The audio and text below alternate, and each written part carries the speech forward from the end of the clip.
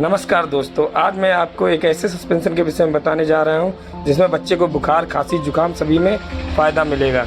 ये है zero core DS। इसमें पैरासीटामॉल, फेनाइलेफ्रिन, ब्रोमेक्सिन, सेट्रिजिन, हाइड्रोक्लोराइड सस्पेंशन है।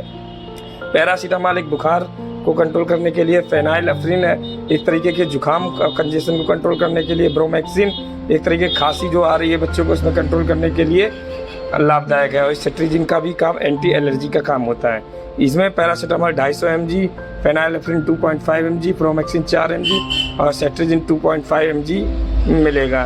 ये जीरो कोर DS एक बच्चों के लिए सबसे लाभदायक है। ये आपको मार्केट में हर जगह मिल जाएगा। किसी प्रकार की खांसी तक, कंजेशन तक, बुखार के में सबसे लाभदायक सिरप है।